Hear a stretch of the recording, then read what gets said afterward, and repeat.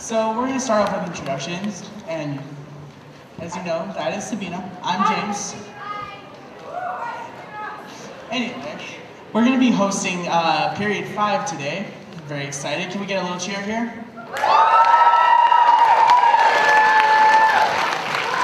Thank you, thank you. But before we do that, we should go over a few rules. All right, go ahead. First, the poets, this is their own original work, and they put a lot of time and effort into this. So please be respectful, give feedback when you like it. We are not booing poets here, okay?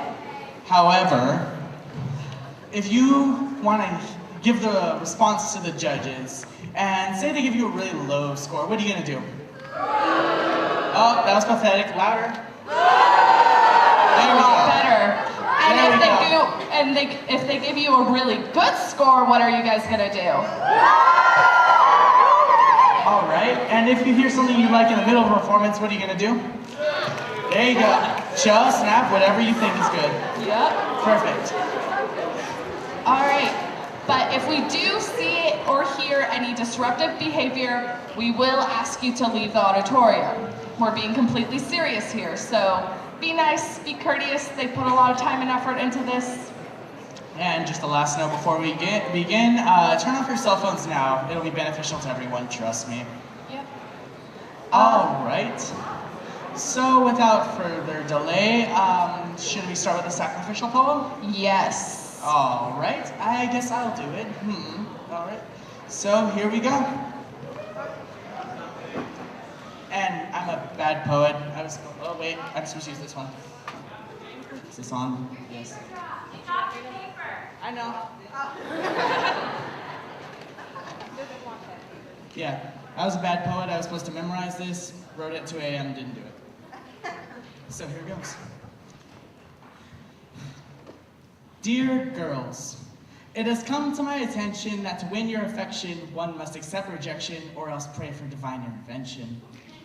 You see, this use of rhythm and rhyme worked great in grade school all the time, but as it turns out, you girls are women now, and it takes multiple tries to get you guys to say wow.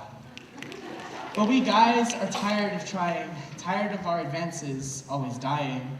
So today, in my search for the truth, I have written the boys a guide on how to find the fountain of youth.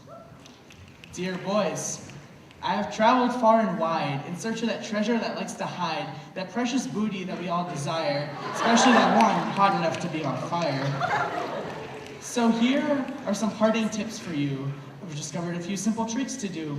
Reputation and repetition, rhythm and rhyme, metaphors and allusions are all just fine. But to get the girls, simply speak in a foreign tongue. Baby got back, but all the girls are sprung. Dear boys, tell her that her eyes are eternal, that they are swimming pools in the summertime, that the reason you stare is because it hurts too much to blink. Tell her you love her eyes. Tell her her hair is heavenly, that it smells of strawberry shampoo in sweet dreams. Tell her that its waves crash upon your mind like the waves of the ocean crash upon the shore. Tell her that you love her hair. Tell her that her lips are of love, that they, como el pan dulce y horchata, are sweet to the taste.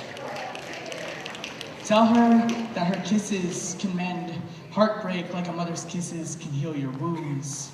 Tell her you love the way she kisses.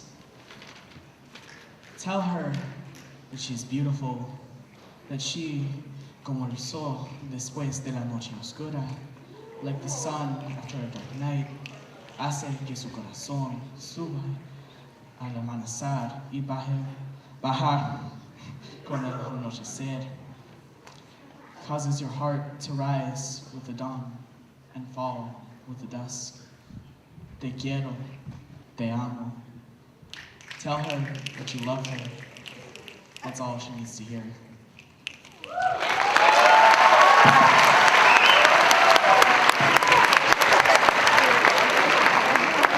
All right, thank you for that. And now, judges, okay, let's see them. All right, we have an 8.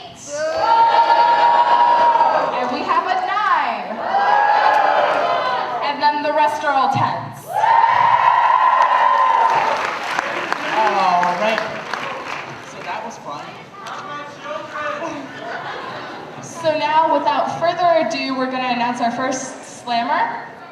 Okay, well, on deck we have Arabella Breck, but right now, give it up for Caitlyn Bernal.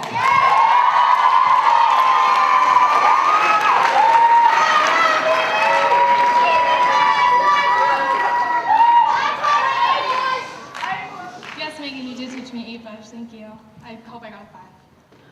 And hopefully with your help. Okay, so I'm Caitlyn, and I don't really have a title for my poem, but I think you'll like get the gist of it.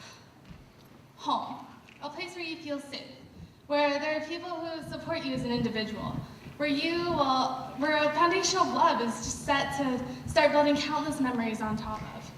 Well, when you have a home where you as an individual will never be good enough, how can you be more than the paint on the walls, fading, chipping day by day until finally it's time to get rid of it, 17 years later. 17 years of never being quite sure of the color you chose or the type of gloss or even the brand. 17 years of chips marking disappointments. Chip number 1, why couldn't she be like them? The other 2, UHS grads, 4.0s and higher merit scholars, Ivy Leagues, perfect in every single way, so when her parents cried, it was always tears of happiness. But for her, only tears of regret. They were the ones her parents could brag about, going to every single party of celebrities, everyone asking about the other 2. And then they ask about the youngest. Who? Oh yeah, they could brag about the others for hours without a feeling of displeasure. But for her, not so much. They were the ones they could say I love you to for a lifetime and never have to force the words to escape through their teeth. But for her, every time once again. They were the ones they never had to lie about the failures of. Never had to take back failures of, a 3.5 GPA, a 206 PSAT score, or her hopes of getting into an Ivy League where her parents knew that they didn't want her any more than they did. Chip number 2, how could they be proud of an entity of failure surrounding them? That 97 out of 100 on her math test last week was seen as 3 points less than perfect. Never once did it cross their mind that it was 97 points of perfection, but only 3 points of malfunction. When someone mentioned her name, not once did pride pass through their lips to break the silence. I understand. I could never be proud of the failure, the screw-up child who just seemed to walk around leaving her dirty footprints everywhere, showing where she had been and what she had destroyed. Chip number 3, emotional. She was the only one who cried, the reason that faucet leaked so often. She was the only one that could be hurt by the happiest of moments because she knew she could never make her parents as happy as they did. She would never be smart, successful, or even beautiful. No, nothing that they ever looked for. She would never be nothing more than a ghost of pain, following her parents around for 17 years, trying to appear normal. And why couldn't she be? Why couldn't she be the perfect person as if perfection was normal? No doctor, no therapist, no plastic surgeon could ever form her to be as so. No, rather, she would cry herself to sleep every night, scavenging her thoughts for the answer to perfection, and forever wander to exist as so. Chip number 4, nothing but a scar. Forever she would be nothing but a reminder in the failure of a marriage, in a child, in success. She would be the reminder of every crack in that foundation over the past 17 years. She was only a haunting memory, a misshapen shadow, following her parents around for everyone to laugh at. She was a scar that could never be covered up by even the best that MAC or Ulta could offer. The scar that ruined the perfect portrait that they called a family. All because she was being herself.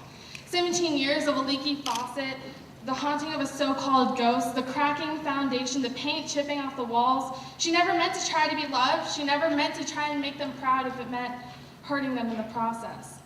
Now, all she wanted was to paint over the chips, no matter how ugly that color was, to tighten that bolt on that rusty screw underneath the sink.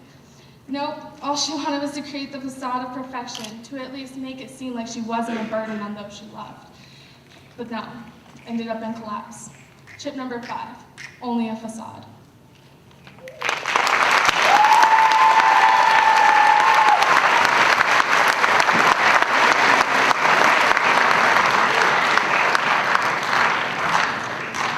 All right, that was amazing. So, judges, you got the scores. All right, starting from here, we have a 7. We have an 8.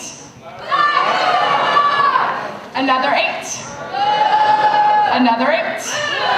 And we have an 8 and 2 9s. So on deck we have Susan Brenner, and coming onto stage right now, Arabella Breck.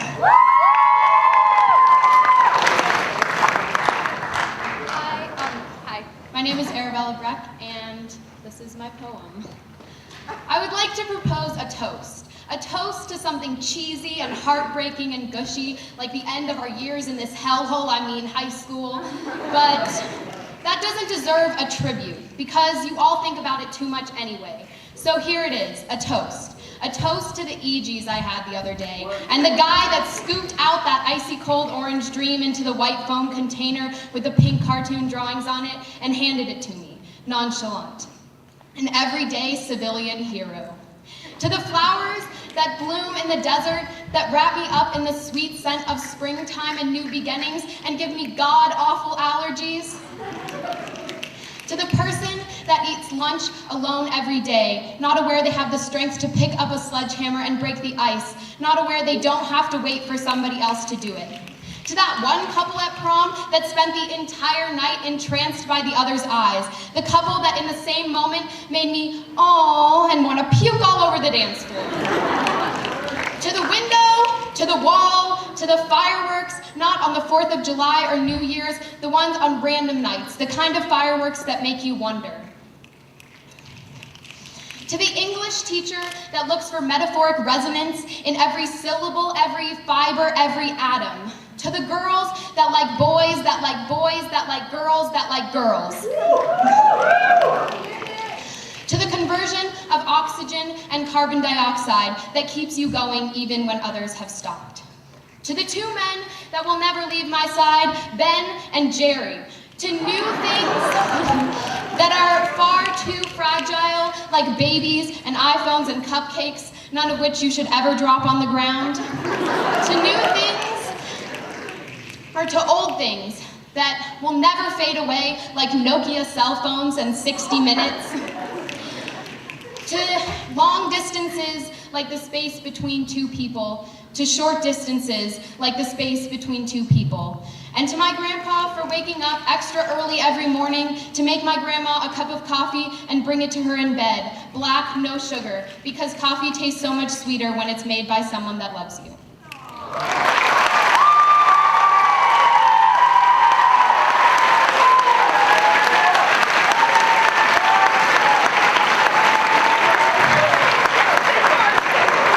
That was amazing. Awesome.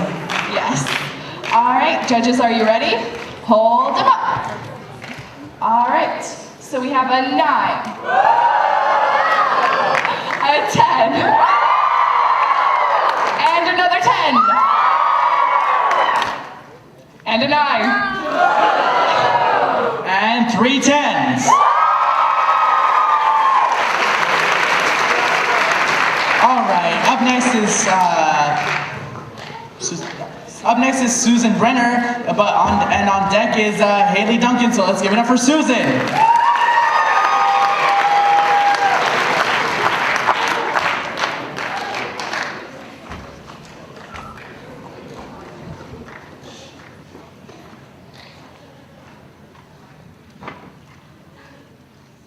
Amid the incessant beeping of heart rate monitors and the sickening smell of disinfectant, I saw you become someone else. Something else, a machine, tubes and wires crammed into every opening of your body. You hardly looked human. You couldn't talk or move, but your eyes remained wide open, staring lifelessly into the nothingness that had become your reality. You were trapped in your own body, unable to escape the paralysis that the surgery had put you in. And yet week after week, I trudged through the dreary halls of the ICU, past moans of pain and cries for help, in hopes that you would hear my voice and somehow respond, that I would squeeze your hand and you would squeeze mine right back, telling me that you were still there, inside that helpless and immobile body. And one day you did. You blinked an eye, you wiggled a finger, and I know it wasn't much, but it was something. And as you slowly regained your ability to speak, I slowly regained my sense of hope. Hope that we could return to the piggyback rides and bedtime stories of our normal life. But it wasn't that simple. It wasn't that simple because you were different, because no amount of physical therapy could heal your broken spirit, and no medication could eradicate the illness in your body. So we trudged on, a constant cloud of frustration and resentment hanging over our relationship. There wasn't anything I could do to fix you, and that killed me because I realized what little influence humans actually have over nature. All I could do was offer my company, the small comfort that someone was there to sit by your side and listen to you, and sometimes even that felt like too much of a burden. So I went on living what had become my normal life, leaving you in the background, only to receive my attention through phone calls and weekly visits that I felt obligated to. And all of a sudden, you were gone. Without a warning, leaving nothing but your body for me to say goodbye to. And it wasn't till long after your death that the pain really set in. Not just because you were gone, but because I finally realized that you spent the last years of your life without your family. And nobody deserves that kind of abandonment. And there's no metaphor to describe how riddled with guilt and regret I am. And so the words will forever remain lingering on my lips, never to reach your ears, never to tell you that I'm sorry.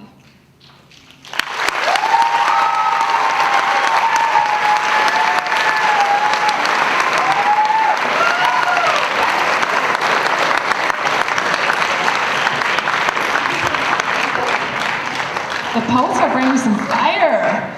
Don't you guys agree? Louder. Thank you. All right, judges. All right. 10, 10, 10, 10, 10, 10, 10, 10, 10.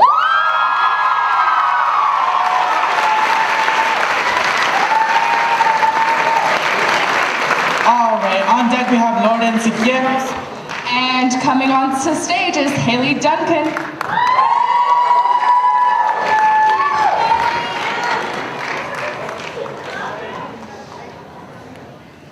I have read and agreed to the terms and conditions. That's a lie. It wasn't me. That's a lie. I'm almost ready. That's a lie. And I don't miss you. That, my dear, is a lie. Our world is made up of these lies, of double clicks when we check over 18 and clear the browser history, of finger points when we blame the cat for that broken vase from Italy, of shifty eyes when we get so fed up with everyone and just can't trust them, and of fake smiles when we're just being ourselves.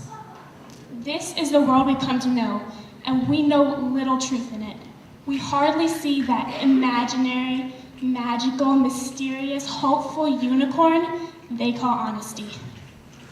They say the truth hurts, so they keep it from us.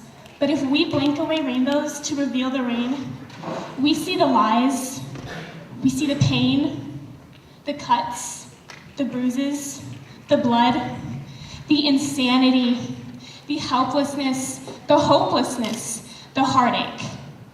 We see that comfort actually isn't that comforting, and we can see that help actually hurts.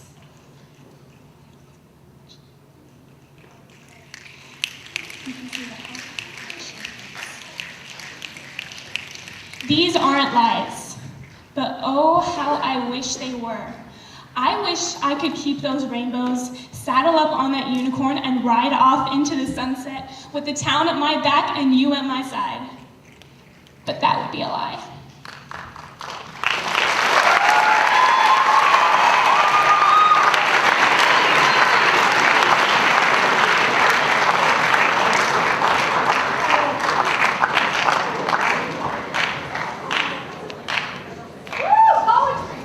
Yeah, poetry. All right, judges. All right, so we have a 9, an 8. I feel like you guys are dying off on us. A 9. There we go. An 8. And then we have an 8, an 8, and an 8. All right, and we are coming close to a close. We have 2 more performances left, so if anybody wants to come and do some open mic, get ready. go ahead and head backstage. In the meantime, why don't you announce who's on deck? Who's on deck is Alexis Walker. But give it up right now for Lorenziqueros.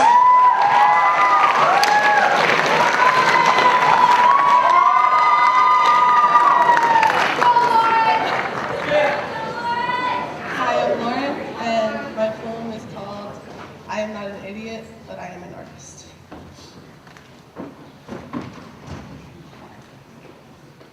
You see what others tell you, openly mocking me in front of each other, unaware of the effect it will have on me. Talking of the wrongs I've done, hoping that the gossip will change those wrongs. I can't change the mistakes I've made. Nobody can. Knowingly, I avoid your presence. I have no patience for your criticism any longer. My patience has moved towards another calling. A calling to move away from this dysfunctional family, except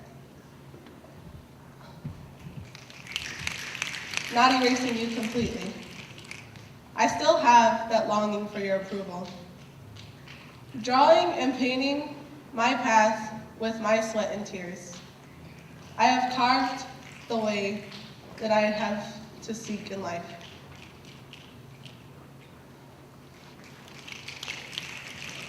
Over and over, I've dealt with the pain, the silence, trying to listen for you telling me that you're proud.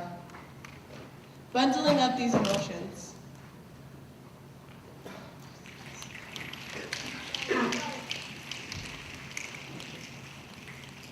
Under my breath, mumbling words of hate. Yet, truthfully, I long for words of love. Sorry.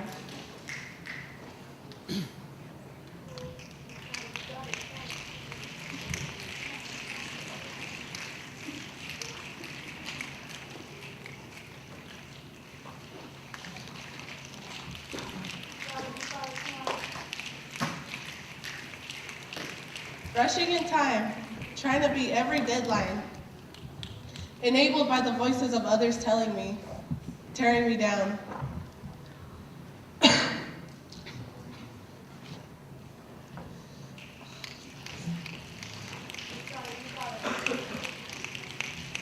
Annoyed by the power you have over me. Laughing in anger and laughing in fear. You think I won't make it. I start to believe the same. My life doesn't begin with you. Actually, it starts with me. No more negativity embedded in my mind. Against all odds, I will move along. Readily changing the path you people have set out for me. Turning my direction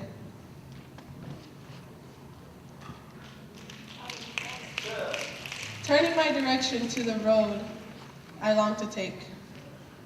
Igniting my passion for what I long to do.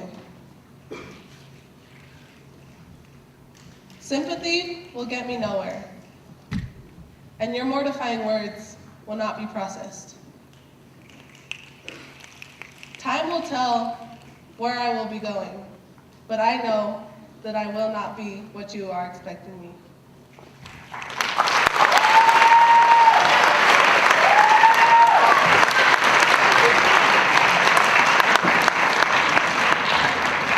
All right, that was awesome. Let's go, judges. Okay, hold them up. So, we've got a 6, a 6, a 7, a 8, Oh, an 8, and 2 more 7s. All right, our last competing performer for this period up next is Alexis Walker.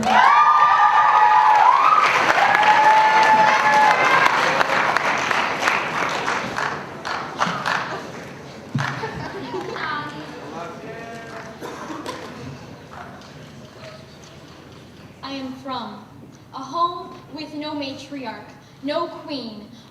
laughter bounces off the empty walls.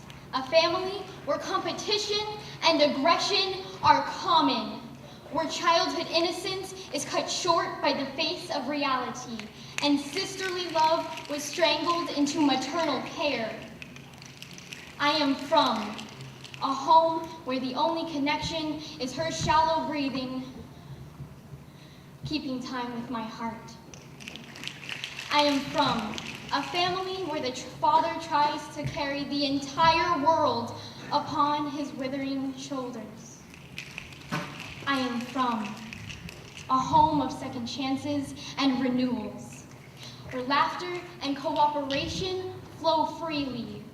New childhoods are cherished and enjoyed, and new love is blossoming and growing.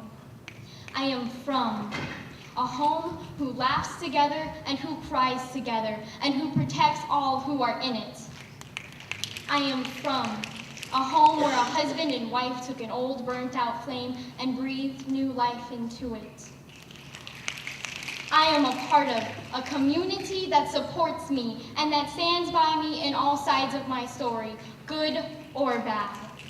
Where the work is hard and the sleep is little, but the school is more than just numbers. The teachers are more than just authority figures. And all who look can find a home and a caring ear. I am a UHS penguin, and I am who I am because of it. I am from a broken home. I am from a renewed home. I am from UHS, and I am going farther and becoming stronger because of it.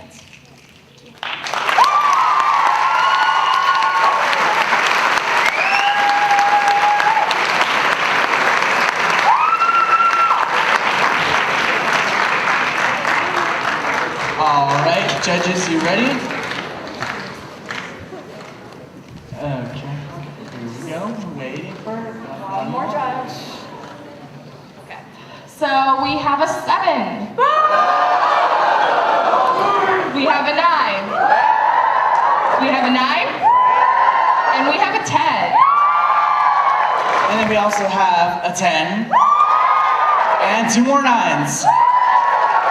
All right, we're gonna get into the open mic section, which means judges, you can take a break. No more booing for now. But before we do that, we're gonna have our other host, Sabina, do a little sacrifice for you guys. So, here she goes.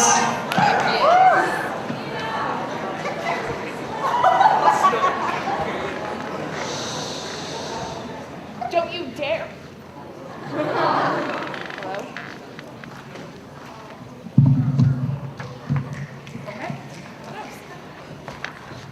Don't you dare tell me something's impossible while the fact that I'm standing here is improbable.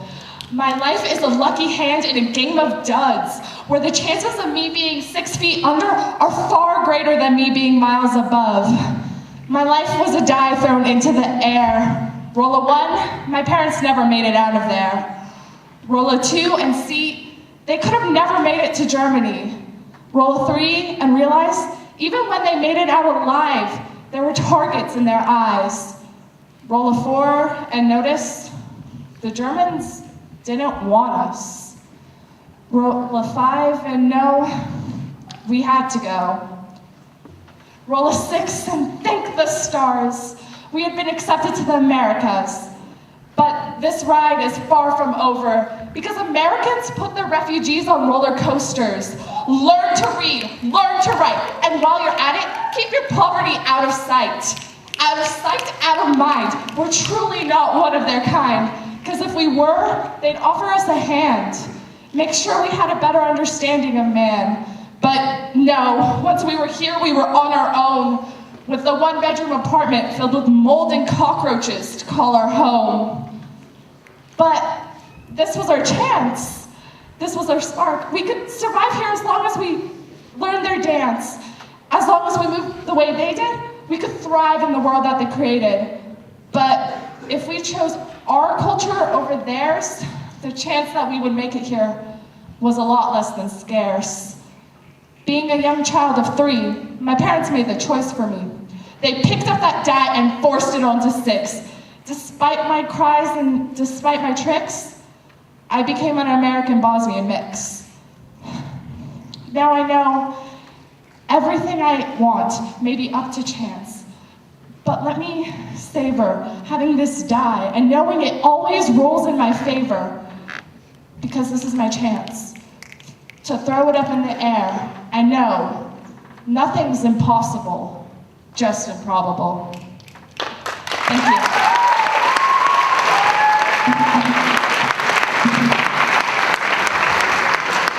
All right.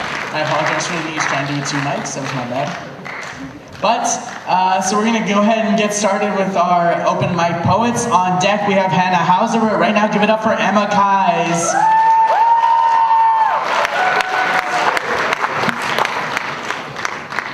I know I'm a bad poet. I don't have it memorized. Sometimes, I'm scared that if I stand still for long enough, I will cease to exist. Sometimes, I'm scared that no matter how loudly I scream, no one will hear me. Sometimes, I am scared that I will become a nameless old photograph locked away in the forgotten rooms of the world. Sometimes, I am scared. My goal to remedy this situation: forget the world before it forgets me. Doesn't seem to work. There's too much that I care about, too much that anyone cares about. Sometimes, I think that if I could block away all my emotions, I would do it. But I don't. Because that voice calls me back and reminds me why I still care. That voice, a nameless whisper on the wind, grounds me in place and tells me, don't be scared. Sometimes I am scared. I tell it, don't be scared anymore. People always forget the nameless photographs they see of you are all that will be remembered. Stick a price to any soul in any photograph and no one will care. They'll throw away that photograph. No one will care about the person in the photograph. No one will listen to the screams. No one will move. For of all sad words of tongue or pen, the saddest are these: it might have been. It might have been that everyone would remember the people in the photographs. It might have been that everyone would listen. It might have been that no one forgot how to move. It might have been, but it's not. That is why I am scared of being a nameless old photograph locked away. That is why I'm scared no one will listen to my screams. That is why I'm scared to stand still. I'm always standing still these days.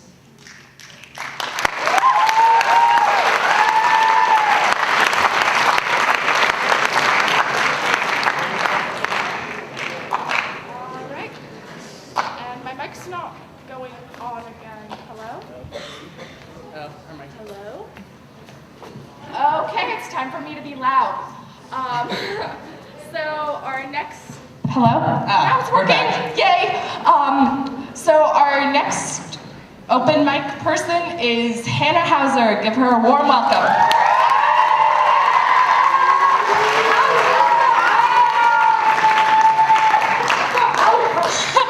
Okay, hi, my name is Hannah Hauser, and my poem is called Fine China. All people seem to care about is being better than the person next to them. It starts out small with who can run faster, who can jump higher, who can spit further, who can eat the most ants that crawl over the tree on the playground. When you get into high school, the pressure gets worse, the competition gets worse, and it becomes who has the highest GPA, who has the highest test scores, who gets into the best schools, who has the most friends. This mine's bigger mentality only increases when kids enter the picture. Parents treat them as an extension of their egotistical need to be the best person in the room. They treat them like something to brag about at the water cooler, something to show off at the company retreat, something to make up for their own shortcomings. They treat them like something. Is this what this kid, this someone really needs? They should be outside, playing in the mud, falling out of trees, breaking bones, getting stitches, eating all the ants that crawl over the tree on the playground. But instead, we have them inside, wrapped in bubble wrap, packaged safe away where the sun doesn't shine. Forcing them to practice math and read books way beyond their reading level, hoping that by the time they're 10 years old, they'll be competent in calculus and an expert in ancient Latin literature.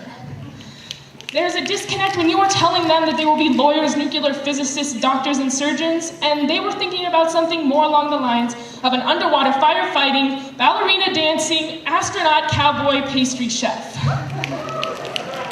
They're developing brains, crave for play, but instead are receiving a constant bombardment of unneeded knowledge. We are so worried about whether our kids will skip the 7th grade that we aren't worried about whether or not they are in a class with kids their own age where they can make friends and develop together.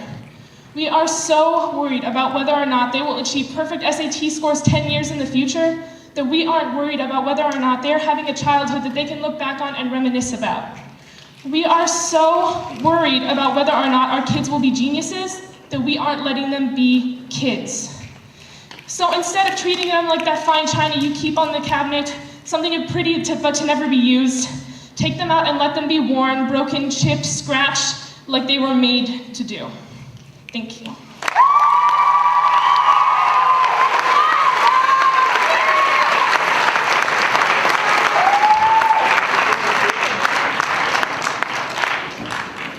So our next performer is John Whistlet.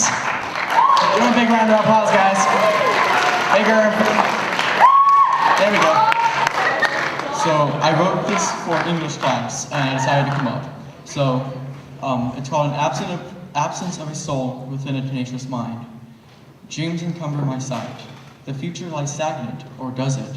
Who will be at arms to fight? Electra, Alcyone, and Celiano answer. I. Their voices, their memory, swindle in my tenacious mind. Their absence, my Calvary. I. My truant claims of non-existent ways echo to and fro, then and now, just as the radiance of a falling leaf sways. I, lulling my mind here and there into a pessimistic gaze.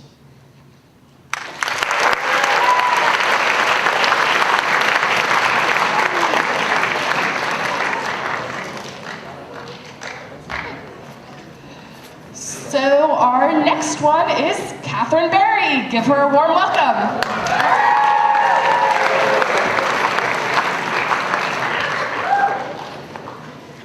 Hello. When I was writing my poem, I couldn't think of anything, so I wrote about nothing.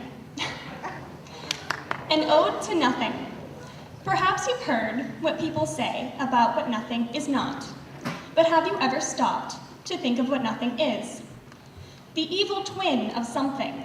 Nothing is out to get you, so be watching your back, because if you see nothing lurking in the dark, it's ready to attack. The long-lost cousin of anything. Nothing was found where they last left it, right between nobody and never. And nothing stayed the same, but at the same time changed. The wayward child of everything. Nothing grows despite the rain, and nothing is funny in spite of pain. But nothing ventured and nothing gained. And so you see, nothing is truly worthy of an ode. Nothing is higher than God.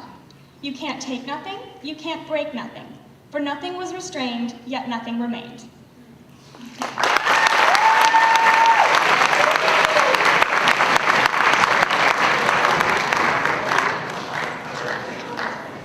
All right, our next slam poet, it's still slam. Our next poet is Leo Fines. Everybody give him a big applause.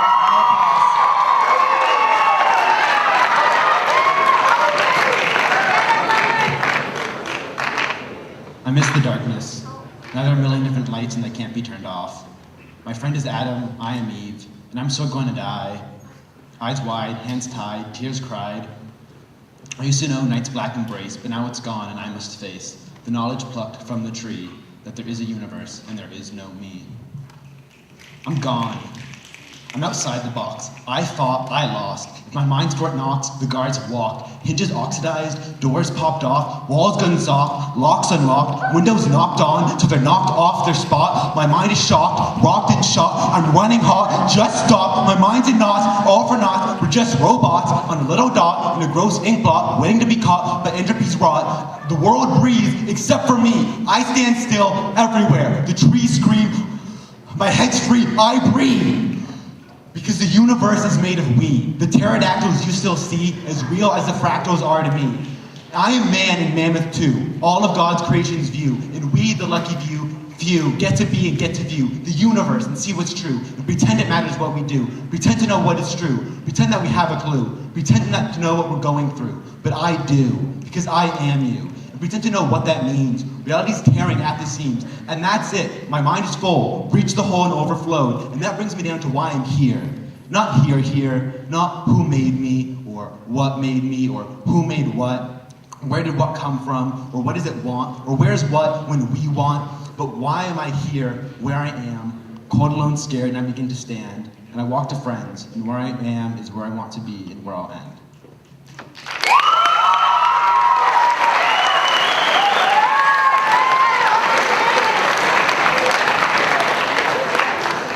Hey, so remember, you guys can snap during poems. You know. Anyway, our next poet is Alyssa Clark. Give her a warm welcome.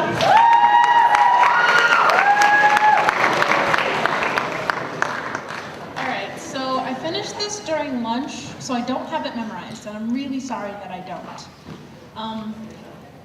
Warning, it does have race involved, because it's important. In past times, we stood powerless under years of laws that said black meant lesser. We stood up in opposite theaters and bathrooms and water fountains because our skin was the source of illness, darkness. A century-long fight to be equal, to wash away the dirt we worked so hard it stained our skin. We withstood beatings and slurs because the only thing worse than us were the other immigrants. Now we stand powerless under our own limits, under the weight of no I can't and stereotyped threat. Why? Because after years of we have all the same schools now and all the same rights. We can be doctors and teachers and president, but most of us aren't. Why? Because after years of struggles and wins, we've lost the war. School doesn't matter because we don't need to earn it, but I earned it. I got myself to school every day for 12 years. I got good grades only to be pitied because it's so hard to finish school just because I'm black. And being black is such a disadvantage, right? I'll tell you a secret. I lied to you. I'm not black. I'm black and Hispanic, so I must be a friggin' miracle. Because I can do calculus and I'm not throwing my life away. So when I sit on the bus to get to school and that white lady next to me moves an inch away, just an inch, when there's already a mile of space, I pull out my calculus textbook. I smile and think. I hate being lumped together with those who aren't miracles like me. They make the world worse for me. They make people assume that I must be trying to steal something or I must talk like I ain't going to school. And then, for a moment, I wish I was white.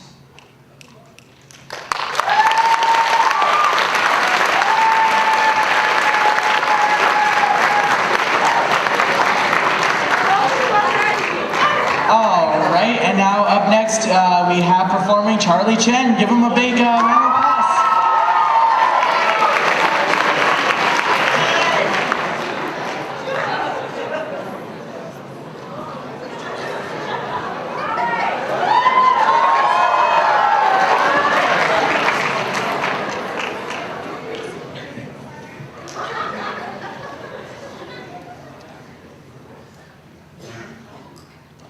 Crouching kitten, hidden kitten. The wind blows through the grass. The kitten lies in the grass. Shh. Shh. Shh. The tiger, invincible in its pride, walks in the middle of the field, and the kitten tenses. The tiger raises its ears. The tiger lowers its ears. Boom!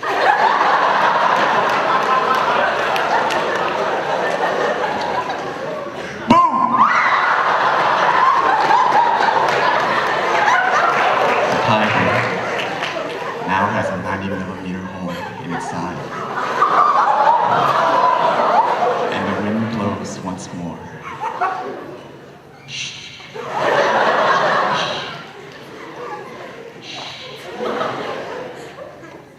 Thank you.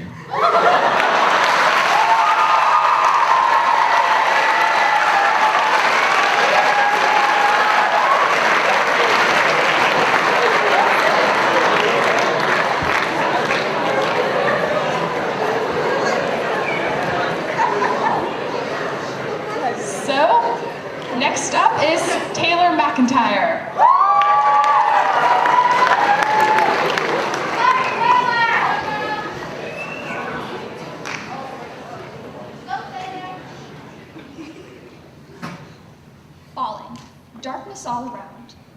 dance beneath the stars, shining brighter than the black, invisible.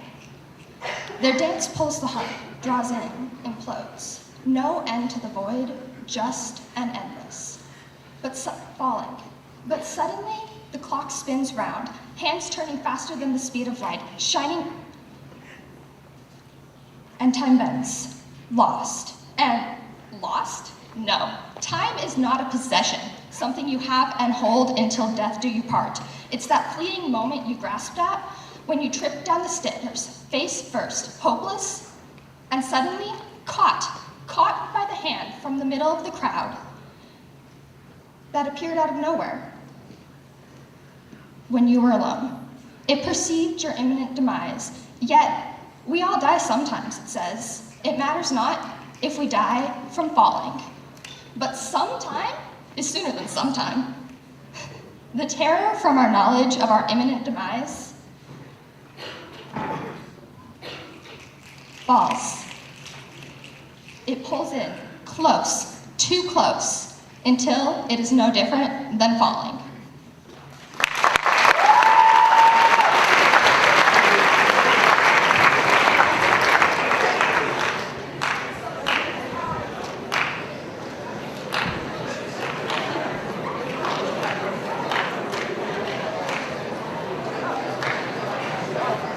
We're all good. All right, and up next we have Jesus Hawkiss. Keep it going. Keep going. Okay. All right. So I'd like to start off by saying I didn't want to do this. Too many people asked me to, so here goes.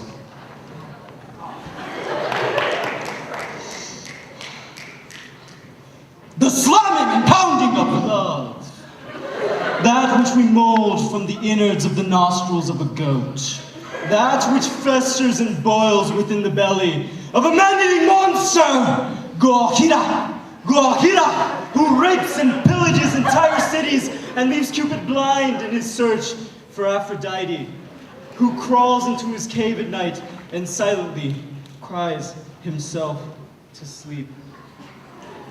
What is love? Baby, don't hurt me. Don't hurt me no more. But how do we know we loved if we do not know we can lose love? Is it not the sting of I will always love you? Pounding against your skull, proof enough of what is long lost? Lethargic, pig-headed, ugly bum who thinks of nothing but yourself and only wants a word that starts with S! That's right. Sandwiches. Make your own damn sandwich. I love you! Now leave me forever. It's a joke. I was 3, and the old man said it was a joke, but I didn't listen. I knew everything back when all I had to know was that kissing makes babies. And now look at it! Look at my wet, hardened, throbbing heart. And tell me it wasn't a joke. Tell me you were completely serious. When you looked at my zit-covered face, my goofy appearance, my asymmetrical eyes, and you leaned in, and you whispered, and you smelled good. And the entire world stood still as you said,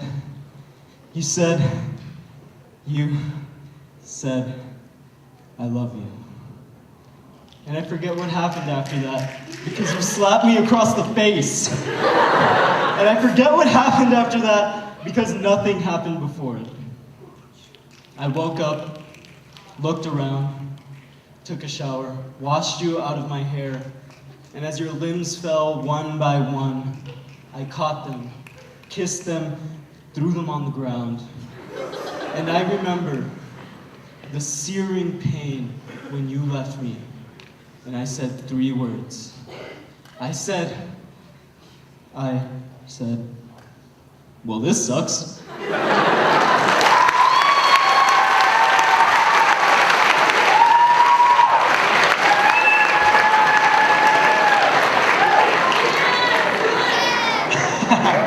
The judges want to score that one. You know that says 1, right? Anyway, So up next, we have a special surprise performance, and don't go anywhere, we know the bell's about to ring. But give a warm welcome to our surprise guest from Types, Jose Martinez.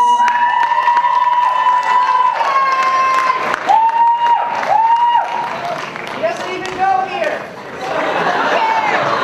I see.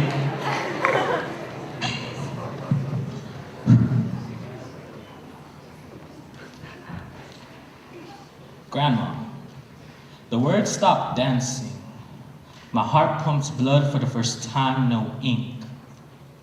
I'm done. I'm sick with this pen, I hate it. I've debated whether or not to stop for the past hour or so. I apologize. The poet inside of me is dying. Don't cry for me. I've had too many poetic nightmares. Adjectives dance with my insecurities on this piece of paper. The boy who needed someone to listen has spoken. My ballpoint pen is running out of ink, and a composition journal can hold my spirit no longer. I wanted to be an artist. I never was much of a drawer, but I can paint pictures for blind men. I'm a poet. I create poems for secondhand dreams, but I don't want to write poetry right now.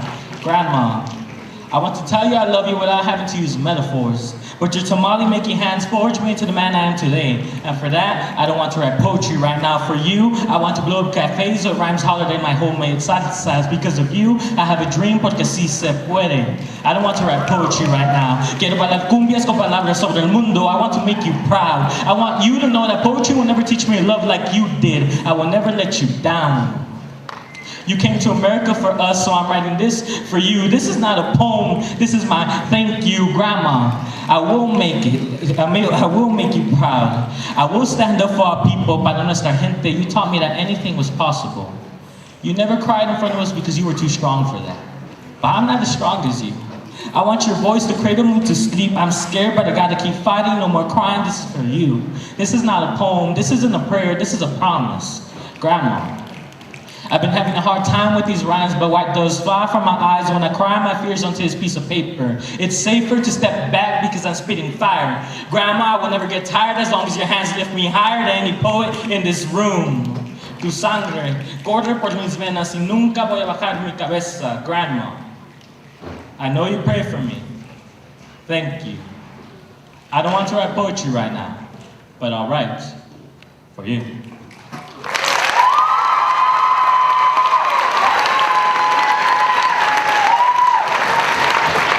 Give it up one more time for Types representative Jose Martinez.